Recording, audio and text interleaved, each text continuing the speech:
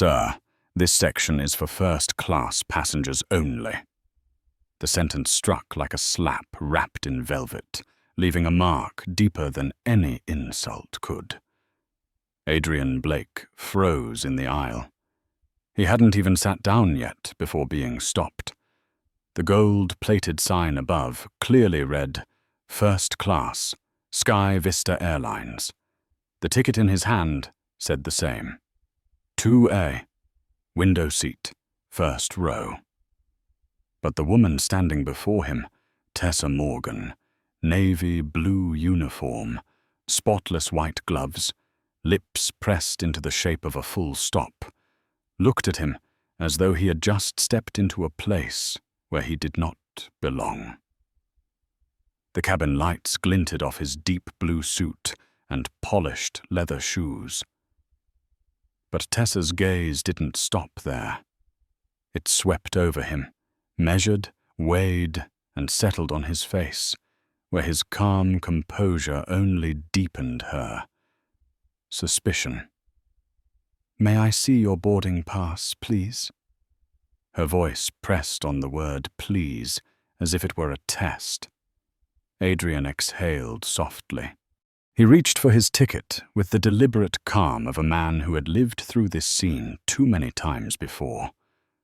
Different airport, same wound. Tessa examined the ticket longer than necessary. Her eyes flickered when she read the name. Adrian Blake. Something flashed across her face. Surprise, maybe fear. Then vanished. "This is correct," she said, her tone tightening. "You may proceed." He didn't thank her, didn't nod. He simply walked down the red-carpeted aisle, each step reclaiming a fragment of the space taken from him by their gazes. The passengers in the cabin were already seated. A middle-aged couple in designer leisure wear, a silver-haired businessman reviewing spreadsheets on a tablet, an elegant woman flipping through Harper's Bazaar. No one spoke, but their eyes followed him like polite cameras. Polite, yet cold.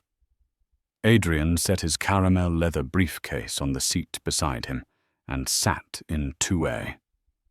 The Italian leather was soft and cool. He didn't look around. His eyes stayed on the window, where the sunset painted the sky in the color of wine spilled on silk. Behind him, Tessa still stood there. She whispered something to her colleague, who nodded and slipped behind the curtain separating the cabin. The air shifted. Adrian knew the second act was about to begin. When she returned, holding a small notebook and a practiced smile, he wasn't surprised. "Mr. Blake," she said, her voice gentle but firm, "I'll need to verify your ID with your boarding pass." Adrian turned his head slowly, the corner of his mouth lifting into a tired smile. "Again?" "Routine check," she replied quickly, though her eyes hesitated. He looked straight at her, not angry, not condescending. Just the look of a man too accustomed to being judged by the color of his skin rather than the balance of his accounts. And in that instant, he understood. This flight would not only take him across the Atlantic.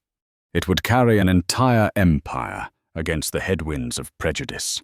The air inside the cabin felt thick, as if the flight hadn't taken off, but the tension already had.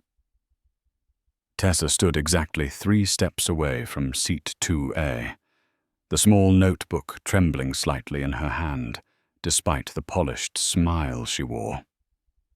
"For safety reasons, I'll have to ask you to place your briefcase in the overhead compartment, Mr. Blake." Her voice was smooth, even, like a line recited from memory. Adrian looked up.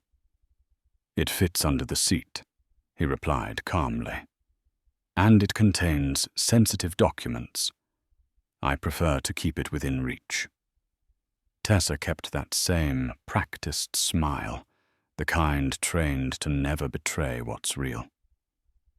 I'm afraid I'll have to insist, for compliance purposes. The moment stretched tight, like a string about to snap. A few passengers began to glance over. The silver-haired man shook his head faintly. The woman with the magazine raised its cover to her face in feigned disinterest. But every gaze, every single one, was watching. Adrian looked at her, then at the briefcase, then back into her eyes. "Ma'am," he said softly, "you're making a scene." Tessa pressed her lips together, her voice smoother but colder. "No, sir. I'm ensuring safety and compliance." Without another word, Adrian rose to his feet. There was no rush, no anger. Every movement was deliberate. The way he grasped the handle, opened the compartment, placed the case inside, and closed it with a sharp, precise click. A small sound, but in the still cabin, it landed like a gavel striking wood. When he sat back down, Tessa took a step back. The air thickened. He kept his composure, but deep inside, something began to burn. Not anger, but memory. The random security checks. The doors that accidentally didn't open. The looks that didn't mean anything, but said everything. 20 minutes before takeoff. Then another voice broke through, male, deep, firm. "Mr. Blake, the captain would like to speak with you for a moment." Adrian turned. A man in a black suit, Owen Clark, the chief purser, stood by the aisle. "Why?" Adrian asked, his tone calm but heavy enough to make the passengers in front turn their heads. "Just a quick clarification, sir. If you'd kindly step forward." Adrian buttoned his jacket and stood. He could feel the weight of every eye on his back as he walked down the narrow aisle. The silver-haired man watched him go, his expression filled with a strange sympathy. The kind of look from someone who had seen this before, but never dared to intervene. Inside the small galley near the cockpit, Captain Douglas Reed was waiting. 61 years old, a face carved by time, and a smile thin as a blade. "Mr. Blake," he began, "we've received a report of passenger misconduct, refusal to follow crew instructions." Adrian stood tall, his shoulders seeming to fill the narrow space. "Misconduct," he repeated, voice cold. "Because I placed a briefcase where it always fits. Sir, we need to maintain peace for all passengers. We'll have to ask you to deplane." The silence that followed was heavy, almost physical. Adrian looked straight into the captain's eyes. "You're removing me based on a lie." Reed avoided his gaze and repeated mechanically, "It's for everyone's comfort and safety." Adrian let out a short, soundless laugh. "Comfort," he echoed. "You mean theirs? The comfort of watching a black man disappear from a seat he paid for?" No one answered. No one dared. He straightened his tie and lifted his chin. "Then remember this moment," he said slowly, "because you've just made the worst mistake of your careers." Then he turned away. No shouting, no outburst, only footsteps, steady, deliberate, and echoing like hammers against the carpeted floor.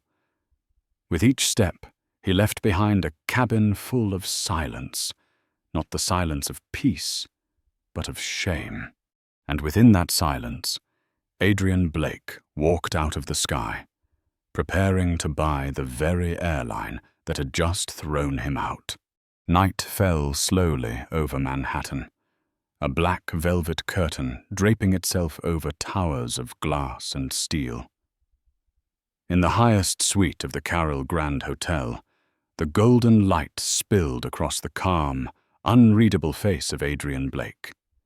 He stood before a wall of glass, staring out at the city, where the flow of cars below looked like veins of light pulsing through the body of power itself. On the table, a glass of scotch sat untouched. Beside it, a folded plane ticket, evidence of a wound no one could see. He said nothing, just stood there, still and silent. Then the sound of the door opening broke the quiet. Maya Chen entered, her heels clicking lightly against the wooden floor. Olive, green suit, hair tied neatly back, tablet in hand. Her eyes carried a hint of concern, but her voice remained humble. "You couldn't sleep?" Adrian shook his head gently. "No, I don't need sleep. I need clarity." She set the tablet down and studied him carefully. "I watched the footage from the airport. A passenger recorded everything. If you want, we can sue Sky Vista for discrimination. The media will side with you." Adrian turned, his gaze cold but precise. "No, Maya, I don't want to sue." "Then what do you want?" He lifted his eyes toward the window, where the night sky reflected the city's light into 1,000 fragments. "I want to buy them." She blinked, unsure if she heard correctly. "You're serious?" "Very." Adrian stepped closer to the table, his voice low and deliberate, each word landing like steel striking steel.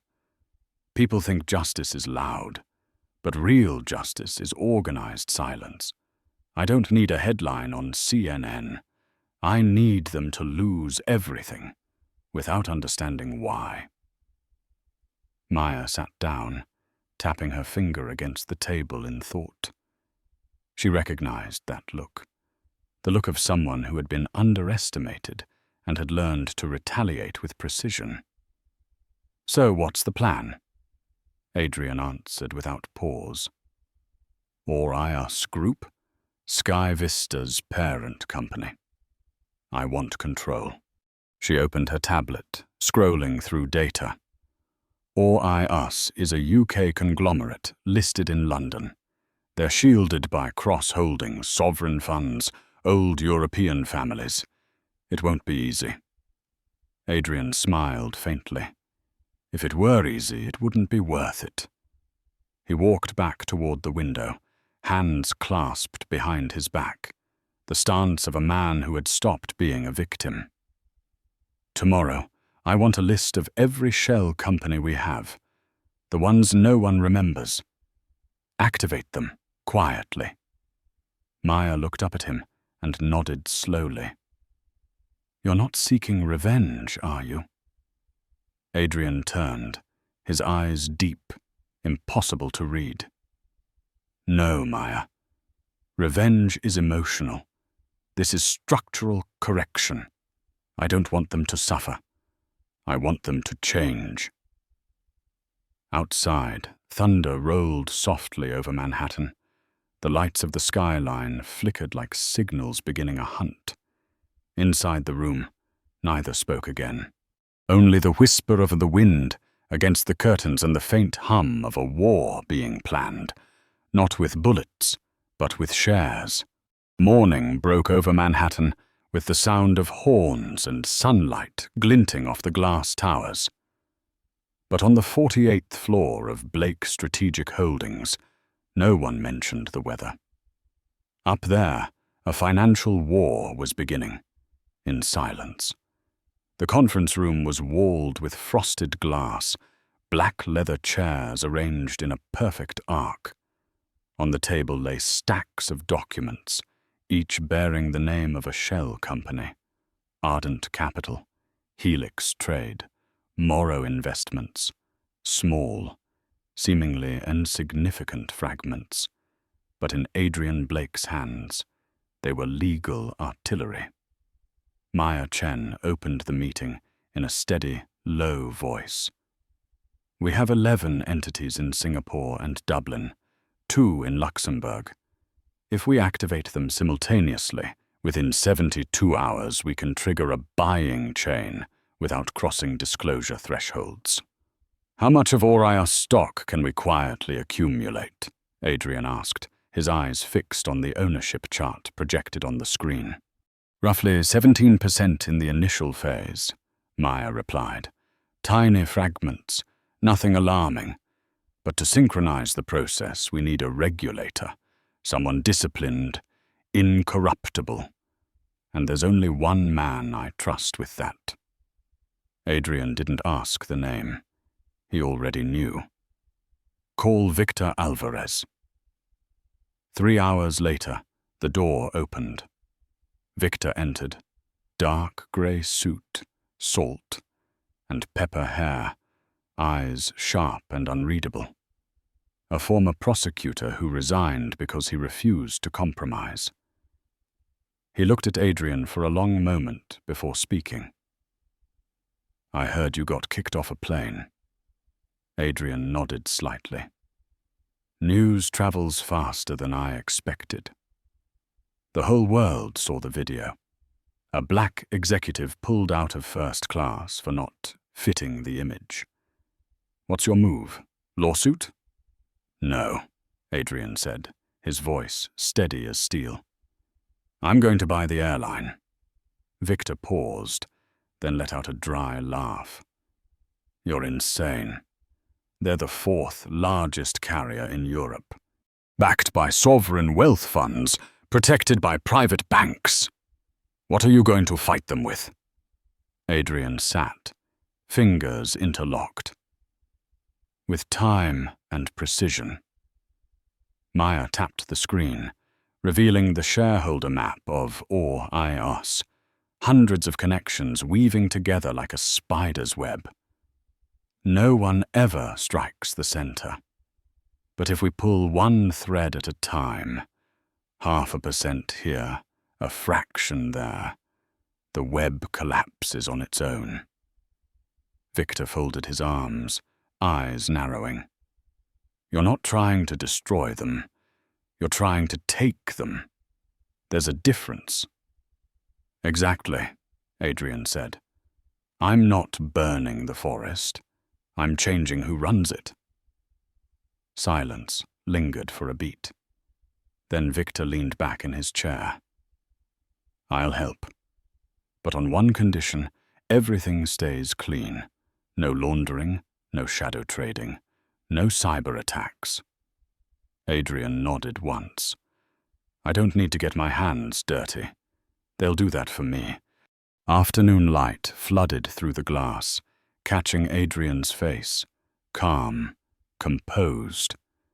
But behind his eyes, the operation had already begun. Victor spoke quietly, almost like a warning.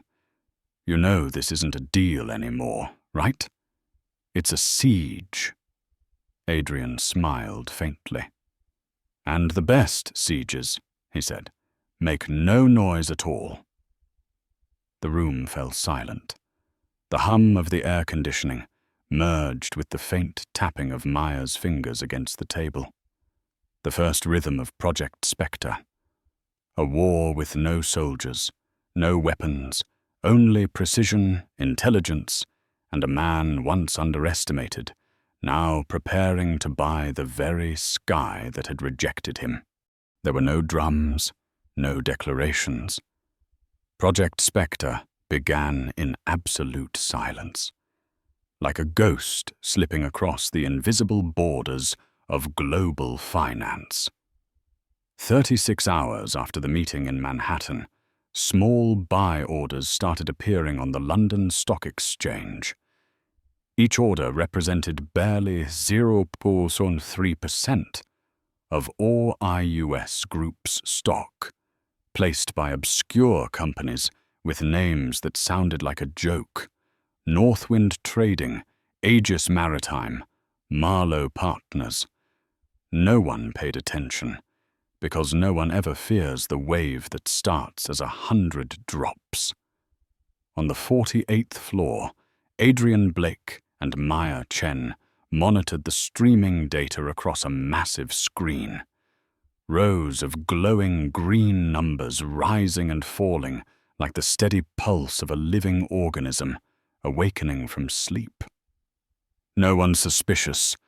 Adrian asked, his voice calm, the steady rhythm of a man orchestrating tension. "No," Maya replied, eyes locked on the graph. "Every transaction is below the reporting threshold. We're just a whisper in the market's noise." Adrian smiled faintly. "Good. The quieter it is, the deeper it cuts." Across the Atlantic, Victor Alvarez worked inside a narrow, windowless room illuminated only by the cold light of his monitors.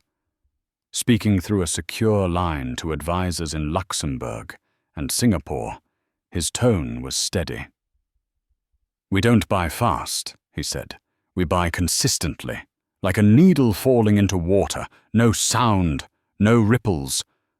Every share was logged in a confidential ledger under its own encrypted code.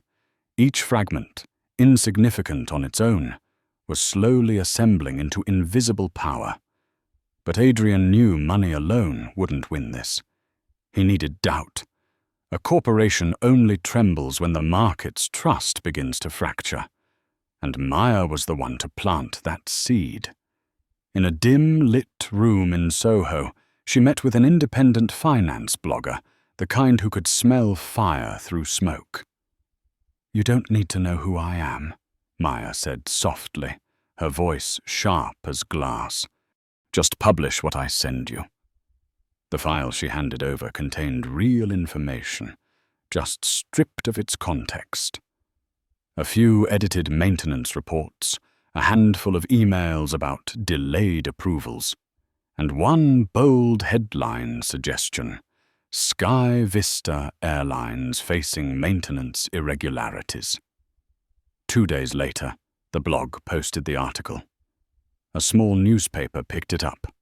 A week after that, The Guardian ran a feature: "The slow death of a British icon." The market shivered. Orias Group's stock slipped 4.3% in 4 days. No panic. Not yet. But inside the polished offices of Mayfair, private meetings began sprouting like mushrooms after rain. There, Sir Philip Ashford, chairman of Us, sipped his Earl Grey with calm arrogance. "Rumours don't kill corporations," he said. "We've survived oil crises, Brexit, trade wars. A tabloid blog means nothing." But as he spoke, 17% of Us shares had quietly changed hands. No noise, no trace. Just green lines of data no one bothered to read closely. In Manhattan, Maya placed the latest report on Adrian's desk. "We've passed 17%. He nodded slowly, voice low and deliberate. "Begin phase 2. Increase speed when London opens." "And the media strategy?" she asked. "Just enough for them to believe the problem is inside their own walls, not outside." That night, Maya sent out 2 more leaks: an internal memo on pilot pay adjustments and a technical report on transatlantic route inefficiencies. Both were real, just out of time. 2 days later, the Financial Times headlined, "Why is Us Group so quiet lately?" None of the articles mentioned Adrian, none linked back to America. But every line was a stone thrown at the glass wall of confidence. On the London trading floor, Us shares fell another 6%. A major pension fund offloaded its 6% stake. And as if destiny had planned it, one of Adrian's shell companies was already there, waiting to catch it. A single mouse click, soundless. But on the 48th floor in Manhattan, Project Spectre officially crossed 25% control. No one knew. No one suspected. And in that darkness, Adrian Blake sat still. The light from the monitor glinting in his eyes, the reflection of an Emma collapsing, without realizing it had already begun to fall. A grey morning settled over Mayfair, London. On Berkeley Street, a line of Bentleys idled in front of the glass tower of Aureus Group. Reporters waited outside, cameras aimed at the revolving doors. The most prestigious airline conglomerate in Britain was about to hold its annual shareholders' meeting. But no one knew that today its empire would quietly change hands. Inside, the grand hall glowed under golden light. In the front row, Sir Philip Ashford, 6 years old, dressed in a tailored brown suit and deep red tie, stepped up to the podium. Once hailed as the man who held Britain's skies, his voice carried a practiced calm. "Ladies and gentlemen, Aureus has weathered many storms, but the strength of tradition will always keep us steady." The audience listened in silence. The pride of the old aristocracy hung in the air, delicate yet suffocating. No one noticed the man seated in the very last row, Adrian Blake, wearing a charcoal suit, no tie. He didn't need attention. He only needed the right moment. Beside him, Maya Chen's fingers moved swiftly over her laptop. "We've reached the threshold," she whispered. 38.4% consolidated shares. Adrian nodded slightly, expression unreadable. On stage, Sir Philip began the next item on the agenda: board re-election. But before he could continue, a legal representative stood up, holding a thick file. "Mr. Chairman, on behalf of the newly consolidated shareholder group, we move to add an immediate motion, a vote to replace the chairman of the board, supported by a controlling interest exceeding 38%. A ripple of whispers tore through the room. Sir Philip froze, his expression stiffening. "I would like confirmation. Who brings forth this motion?" The representative opened the document and read aloud, his voice firm and clear. "Filed on behalf of the shareholders, represented by Blake Strategic Holdings and its affiliated entities, Northwind Trading, Ardent Capital, Morrow Investments." Names that once seemed meaningless now formed a perfect web. Sir Philip turned the page, stopping at one name printed in bold: Adrian R. Blake. The atmosphere shifted instantly, as though a shadow had swept across the crystal chandeliers, dimming their glow. He looked toward the back of the room.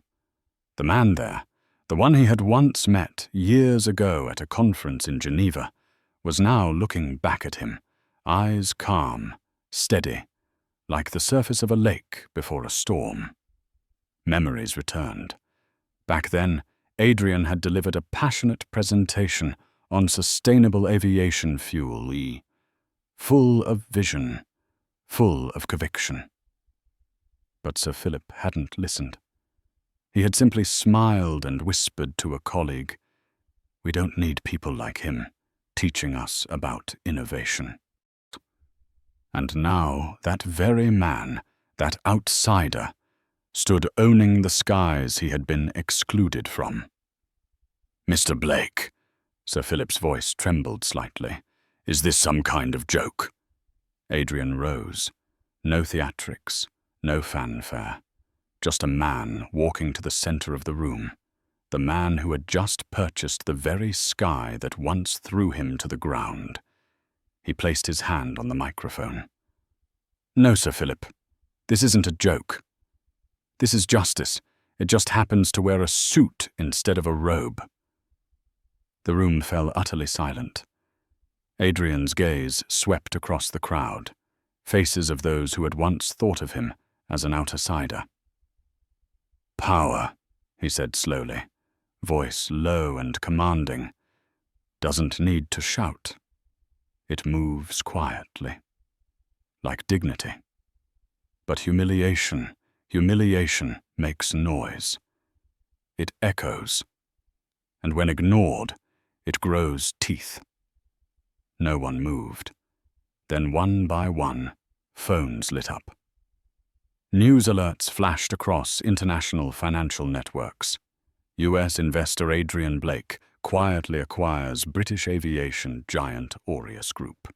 Cameras clicked, flashes igniting like small explosions. Sir Philip lowered his head, hands trembling. An entire generation of old power collapsed before it could even catch its breath. Adrian didn't smile.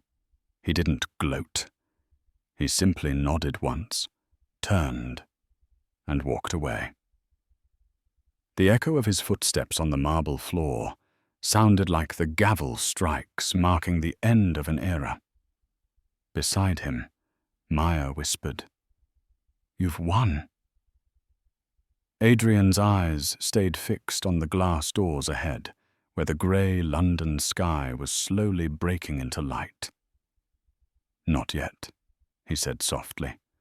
"I've only reclaimed my seat. The sky still owes a debt." As he stepped out of the boardroom, the mirrored walls reflected his figure, the silhouette of a new kind of power, one that did not shout, did not rage, but was strong enough to make the heavens bow. London, a week after the takeover.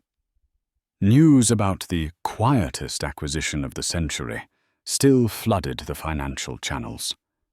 The press dubbed Adrian Blake the Phantom CEO, the man who bought back the empire that had humiliated him without saying a word. He didn't care about the headlines. What kept him awake was a woman in a navy uniform. Now that Aureus was under his control, every door that had slammed shut in his face was opening. Adrian dove into the company's internal archive. Thousands of emails, reports, crew manifests. The screen glowed with cold blue light, and then a line made his heart stop. Route 407 crew change request. Approve. Rebecca Morgan. Note: discreet monitoring advised. Requested by Harold Morgan. 2 Morgans, same name, father and daughter, and Harold was Aureus's director of flight operations. Not a coincidence, not a routine, but a plan. The next morning at Terminal 5, Heathrow, the crew lounge was still quiet, flight boards flashing white letters on green. In a corner, Tessa Morgan checked her staff pass and smoothed her hair in the metal vending machine mirror, neat, composed, immaculate in navy. The automatic doors sighed open, and footsteps sounded behind her. She froze. Adrian Blake stood there, charcoal overcoat, tall, silent as a shadow. Their eyes met. For a moment, she could not believe it. Her voice came out slightly shaky, steadying itself. "I didn't expect to see you here." Adrian stepped forward, his tone low and precise. "Did you think I'd be too busy running your father's company to speak?" Color drained from Tessa's face. I don't understand what you mean." "You do," he said evenly. "I know who you are. I know what your father did. And I know why you were on that flight." The room went quiet, except for the faint tick of a clock. Tessa swallowed, her eyes shifting. "It wasn't what you think," she whispered. I was instructed to monitor, only to observe. They told me you were a potential risk. I didn't mean to hurt you. Monitor? Adrian stepped closer, his gaze ice. Cold. Monitor by humiliating someone in front of the whole cabin? That's the procedure. I was following protocol, she insisted. He cut her off, voice firm yet like a blade through the air. No, you followed your father's legacy. A legacy built on making people who don't look like the passengers he prefers into a problem. Tessa lowered her head, fingers clenching the name badge.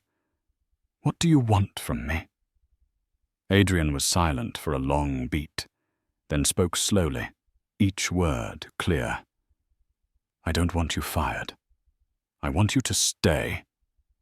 She looked up, startled. Stay. For what? To witness, he said, never taking his eyes off her.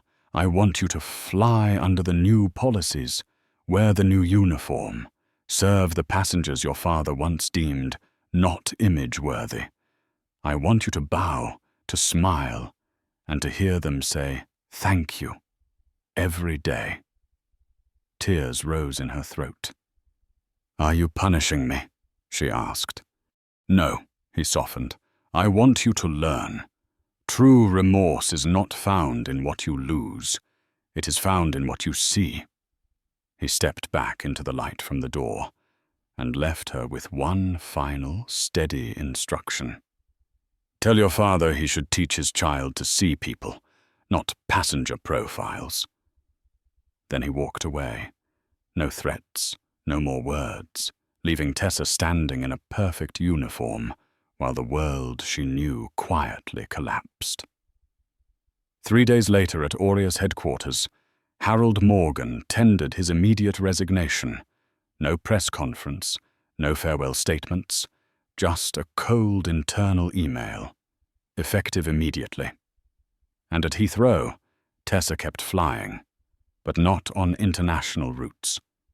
Each time she rolled her suitcase past the aisle, her gaze lingered on seat 2A, as if she could still see the man who had once sat there, calm, silent, and more terrifying than any outburst of rage. Adrian no longer wanted revenge. He had completed the lesson, because sometimes the most powerful revenge is not to take something from someone, but to make them see themselves every single day. The skies over London were heavy with late October clouds, yet inside the headquarters of Aureus Group, the light was clear and sharp, like morning after a storm. 2 months had passed since Adrian Blake had taken control. The building that once overflowed with arrogance was now quiet, but alive. The signs reading restricted access had been removed. Doors once marked executives only now stood open to technicians, flight attendants, and engineers.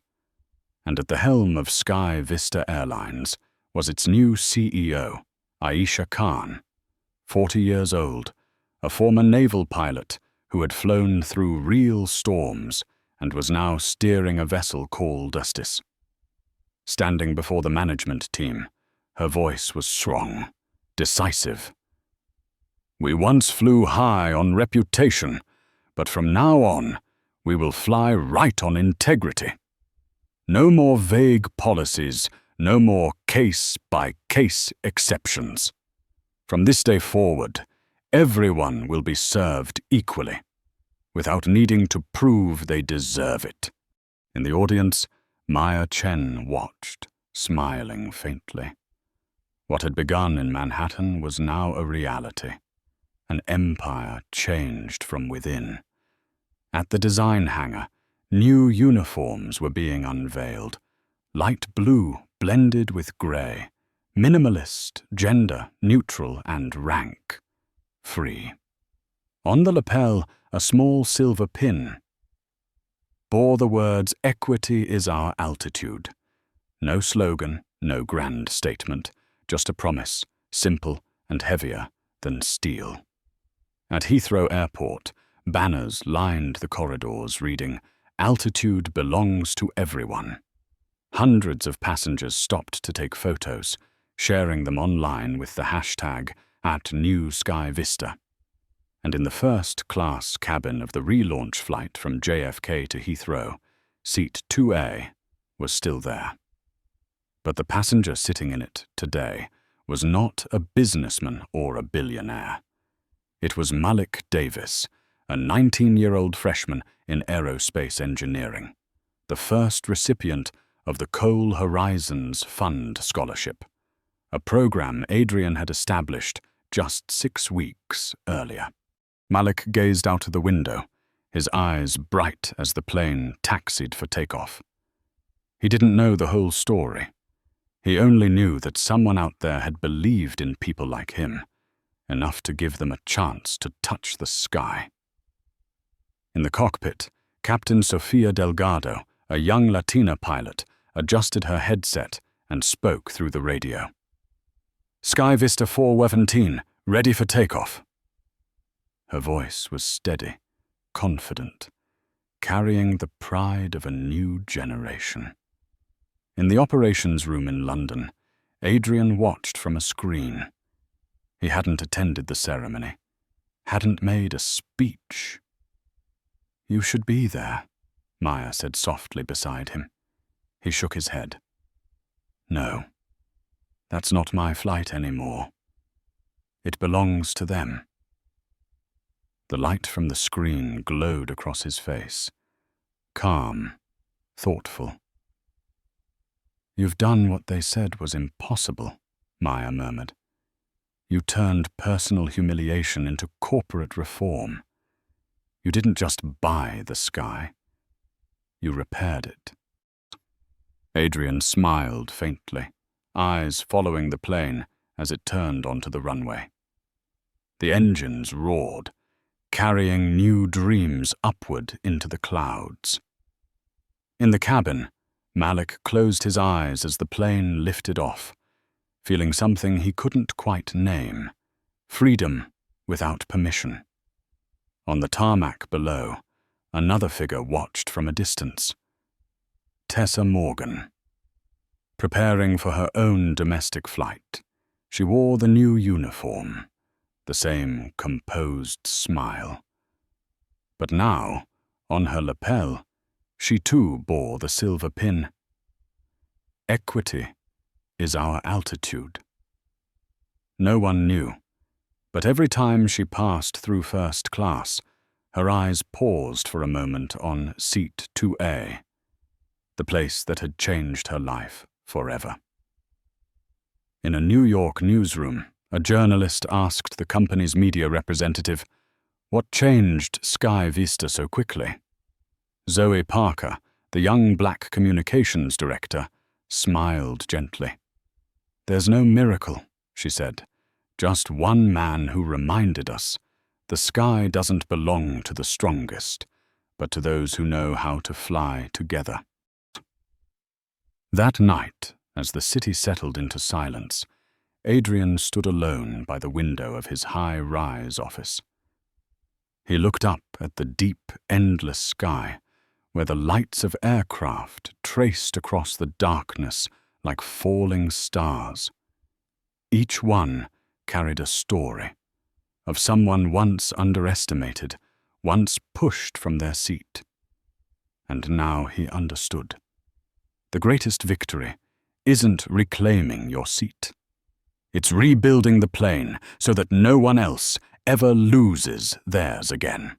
4 months after Sky Vista's transformation, there were no ribbon cuttings, no headlines about historic reform, only a new kind of quiet, one that no longer came from fear, but from trust rebuilt. Inside Aureus Group's headquarters, the oil portraits of former chairmen had disappeared from the corridors. In their place hung black and white photographs of pilots, engineers, mechanics, and flight attendants. The people once forgotten beneath the clouds of prestige. Beneath each image, a simple line read, "Legacy isn't lineage, it's impact." On the 47th floor, Maya Chen now served as Chief Strategy Officer, the gatekeeper of transparency. Before her lay a long list of contracts, partners, and shareholder trusts. "Most of this system," she said, eyes fixed on the screen, "was built to hide where real power lies. I'm dismantling it, layer by layer." Adrian stood behind her, hands in his pockets, gazing out at the fog-draped London skyline. "Don't cut too deep, Maya," he said quietly. "Every structure still needs a spine." She smiled faintly. "Don't worry. I'm only cutting the excess, the parts where ethics were once for sale." She paused, looking up at him. "Do you think they realize this was personal?" Adrian slowly shook his head. "It never was, until they made it that way." Under Aisha Khan's leadership, Sky Vista had rewritten its entire internal policy. Any discrimination complaint now went directly to an independent ethics office, bypassing management. Monthly open forums were held, not just for executives, but for pilots, ground crews, and technicians alike. "We will not let fear become policy," Aisha declared during one meeting. "If they ever try to bury another Adrian Blake, they'll have to dig through me first." The room erupted in laughter, but within that laughter was respect. At JFK, Zoe Parker, now a boarding supervisor, was briefing a group of new flight attendants. Behind her, a large sign read, "Altitude belongs to everyone." An older passenger frowned. "Ms. Parker, don't you think you people talk about equality a little too much? I just want good service, not politics." Zoe smiled, her tone soft yet sharp enough to cut. "Good service starts with fairness, sir. We're simply expanding the definition of customer." Meanwhile, Tessa Morgan continued her quiet work. No one fired her, but no one promoted her either. She flew short routes, London to Lisbon, Edinburgh to Dublin.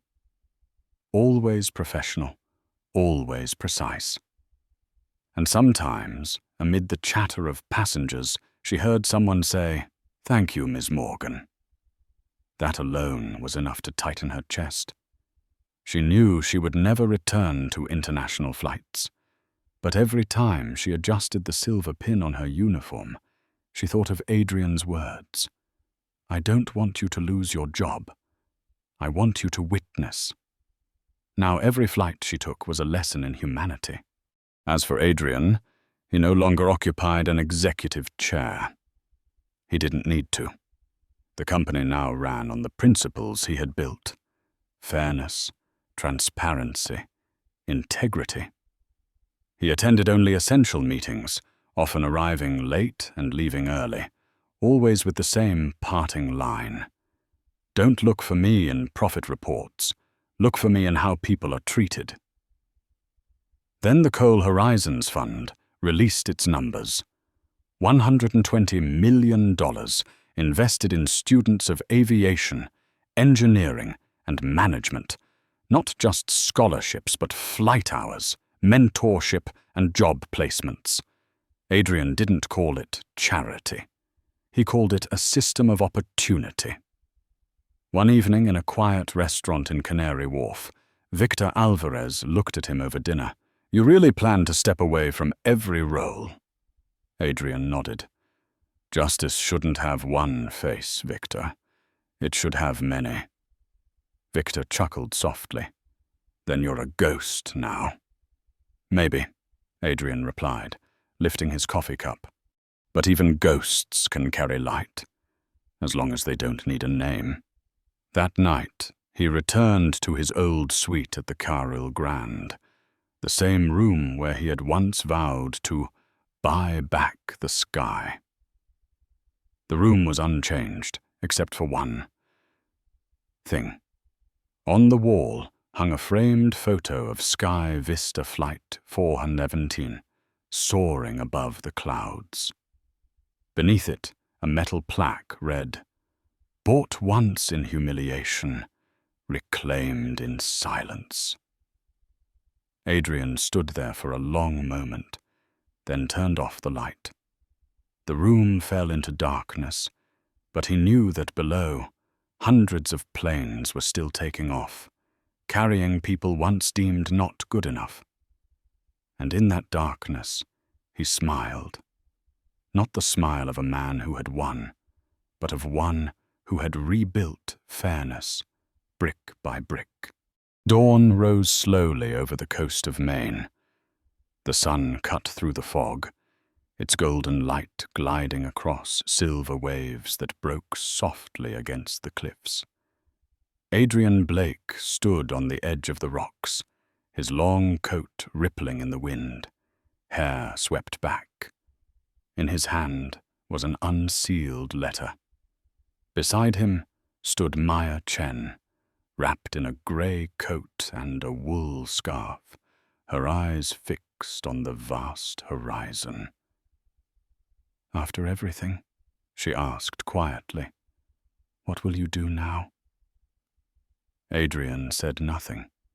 He looked toward the horizon, where the sea and the sky merged into one endless expanse. After a long silence, his voice came, deep and distant, carried by the wind. "Now, I give it back to them." Before leaving Aureus Group, Adrian had spent one last night in his empty office. No more files, no more meetings, just the glass wall overlooking London's glittering lights. He walked down the corridor, fingers brushing against the photographs, faces he had never met, yet whose lives had changed because of the policies he built. A young female captain in Nairobi, a mechanical engineer in Mumbai, a student of African descent wearing a badge that read Coal Horizons Scholar. Each picture was an answer to a question that had haunted him for years. Did I really change anything, or was I just a more sophisticated avenger? Now he knew. No one remembered the day he was forced off a plane, but they remembered the day Sky Vista changed its slogan, and that was enough. The next morning, he sent an email to the board of directors. "Aureus is stable. I'm stepping back from daily operations, remaining only as an honorary advisor. The rest I leave to those who once had to buy a ticket just to be heard." There was no farewell party, no applause, just a man clearing his desk, folding his old handkerchief, and leaving behind a silver pin engraved with the words, "Equity is our altitude." A week later in London, Malik Davis, the young student who once sat in seat 2A, received a letter with no sender. Inside were just a few lines. "Take nothing for granted, but don't ask for permission either. They'll try to put you where they think you fit. When they do, stand taller, not to be seen, but to see further." There was no signature, but Malik knew. He folded the letter and slipped it into his wallet beside his new MIT scholarship card. At that same moment, at JFK, Zoe Parker was helping an elderly passenger board a plane. She smiled, her voice warm but firm. A reporter nearby asked, "What changed this airline so fast?" Zoe looked up, her smile reflecting the airport lights.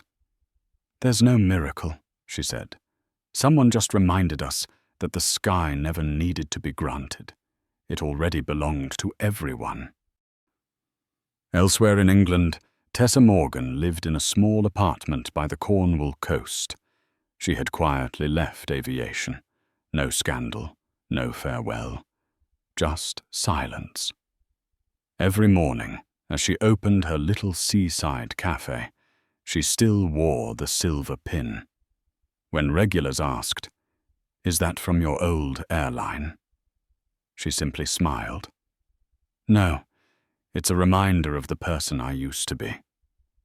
On a wooden shelf behind the counter, among white porcelain cups, sat a single photograph, a Sky Vista 417 aircraft climbing into the sunrise. At Aureus headquarters, the boardroom had changed too. No more high-backed chairs or golden nameplates. The old portrait of Sir Philip had been replaced by a simple painting, a blurred horizon between clouds. Beneath it, a plaque read, "New Horizons, founded 2025. At the head of the table stood Aisha Khan, leading her first meeting without Adrian. "We don't have a legacy anymore," she said. "We have a direction." Her voice was steady, her gaze unwavering, as if Adrian's legacy had transformed into a compass guiding the next generation. That night in Maine, the ocean wind grew stronger. Adrian looked down at the letter in his hand once more. "You're not going to send it?" Maya asked. He smiled softly. "No need. The boy will understand, even without a signature." She looked at him, pride and melancholy mingling in her eyes. "You know, Adrian," she said quietly, "the world may never remember who you were, but it will live inside what you built." He nodded. "I don't need them to remember my name. I just need them to keep the principle." They stood in silence, listening to the waves crash against the cliffs. In the distance, the faint hum of jet engines echoed through the air. A Sky Vista plane crossed the horizon, its lights glinting across the sea. Adrian lifted his head, following the trail of light until it disappeared into the clouds. "That day," he said, "they threw me out of the sky. Now I know no one can push me down again, because I don't fly for myself anymore." Maya smiled, her eyes reflecting the dawn blooming on the horizon. "And now, it belongs to them." They turned, walking slowly down the narrow path toward the pine forest. Behind them, the waves kept breaking, the wind kept moving, and the eastern sky began to blush with pale pink light. A new day was beginning, a new era, where dignity needs no upgrade and fairness needs no permission. Adrian didn't look back. Because some stories aren't meant to close, they simply continue, like airplanes departing into the distance, leaving a trail of light for others to find their way. People often think justice sounds like thunder, a verdict crashing down loud enough for everyone to hear. But Adrian Blake proved the opposite, that sometimes justice doesn't need to be loud. It only needs to be relentless. A man who was thrown out of first class for not fitting the image didn't choose to sue or strike back. He chose to change the system, not through outrage, but through strategy.